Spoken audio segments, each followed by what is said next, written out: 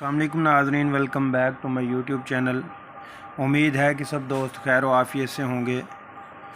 आज हम बात करेंगे सिरप बेनिफिक्स 30 ml के बारे में।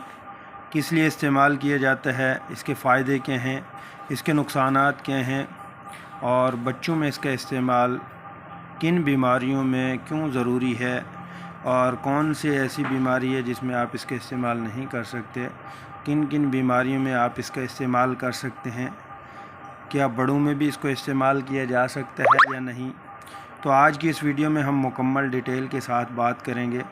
जिन दोस्तों ने मेरे YouTube चैनल को सब्सक्राइब नहीं किया वो मेरे YouTube चैनल को सब्सक्राइब कर दें और बेल आइकन को प्रेस कर दें ताकि आपको मेरी वीडियो बर वक्त मिलती रहे। तो नाज़रीन, चलते हैं अब हम अपने टॉपिक की तरफ, सिरप बेनिफिक्स। अगर हम इसके एक्टिव इंग्रेडिएंट की बात करें तो इसके अंदर सिफिक्सियम ट्राईहाइड्रेट इसके अंदर मौजूद होता है। तो नाज़रीन, सिफिक्सियम जो है ये आपके चेस्ट इन्फेक्शन के लिए इस्तेमाल किया जाता है। बुखार है, जैसा कि बच्चों में बुखार रहता है तो उसमें अक्सर आपने देखा होगा सिफिक्सियम साल्ट में दे रहे होते हैं डॉक्टर हजरात, जैसा कि कैरिसिफ है, सेफ्सपान है, मैक्सपान है और भी बहुत सारी कंपनी हैं जो इसको तैयार कर रही हैं सिफिक्सियम को। तो बेसिक सबका यही फंक्शन होता है, जैसा कि बैक्टीरियल इन्फेक्शन की जो ग्रोथ होती है उसको किल करना, यानी उसके इन्फेक्शन को रोकना, बैक्टीरियल और वायरल को। चेस्ट इन्फेक्शन है उसमें आप बच्चों में आपने देखा होगा डॉक्टर हजरात रिकमेंड कर रहे हैं। और इसी तरह बुखार है, बुखार की सूरत में एंटीबायोटिक के तौर पे इसको इस्तेमाल करवाया जाता है। या कान के अंदर इन्फेक्शन हो चुका है, पस हो चुकी है, ये खून ब्लीडिंग हो रही है तो उस सूरत में भी डॉक्टर हजरात लिखते हैं। और उसके अलावा साइनस बच्चों में प्रॉब्लम हो जाती है, उस सूरत में भी इसको लिखते हैं। और उसके अलावा नाज़रीन, अब्डोमिनल को इन्फेक्शन है, आंतड़ियों का इन्फेक्शन है, जैसा कि लूज़ मोशन है, लूज़ मोशन स्टार्ट हो गए हैं, उस सूरत में भी डॉक्टर हजरात इसको रिकमेंड करते हैं। और इसके अलावा नाज़रीन, जैसा कि सर्जरी के बाद बच्चों में भी इस्तेमाल किया जाता है, गले की सर्जरी हो गई है, ये पेट की सर्जरी है, या एनी सर्जरी है, उसमें सिफिक्सियम का आपने देखा होगा डॉक्टर हजरात रिकमेंड कर रहे होते हैं। मेन मकसद यही है कि बैक्टीरिया की जो ग्रोथ है उसको किल करना है ताकि जल्दी से जल्दी बच्चे को आराम आ सके, चाहे वो बुखार की सूरत में आप दे रहे हैं, चेस्ट इन्फेक्शन की सूरत में दे रहे हैं, या फेफड़ों का इन्फेक्शन है, नमोनिया है, और भी बहुत सारी बीमारियां हैं जिसमें आप सिफिक्सियम का इस्तेमाल कर सकते हैं।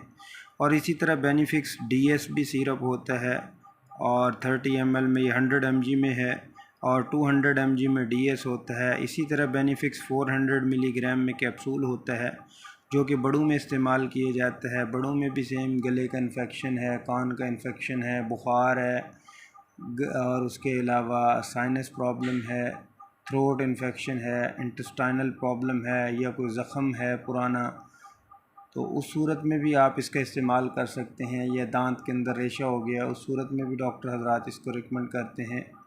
और कान के अंदर इन्फेक्शन है तो उस सूरत में भी इसको रिकमेंड कर रहे होते हैं। तो बड़ों में जो कैप्सूल है उसको इस्तेमाल करवाया जाता है। कैप्सूल की जो डोजेज है वैसे तो आम नॉर्मली पेशेंट के लिए एक रोज़ाना है। अगर सीवियर इन्फेक्शन हो तो उसमें डॉक्टर हजरात BD में, यानी सुबह शाम की डोज़ में भी दे देते हैं।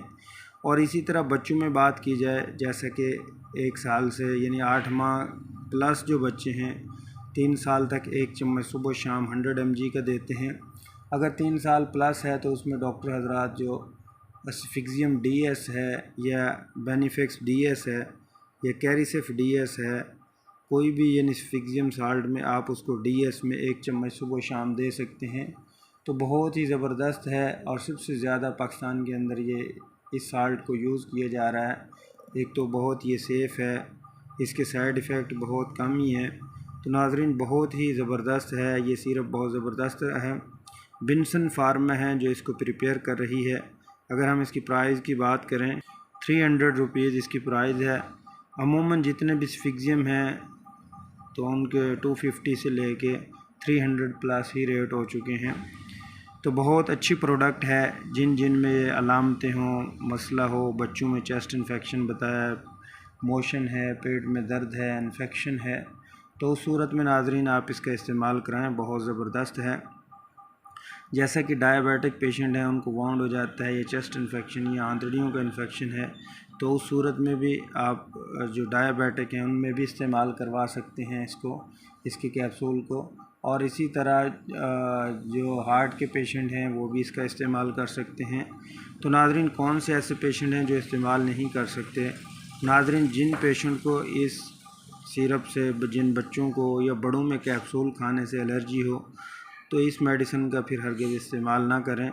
ابڈومینل کریمپس ہو سکتے ہیں، نوزیا وومٹ ہو سکتی ہے، سر درد ہو سکتا ہے، چکر آ سکتے ہیں. تو ناظرین یہ تھے اس کے سائیڈ ایفیکٹ. امید ہے کہ ناظرین آپ کو میری ویڈیو اچھی لگی ہوگی.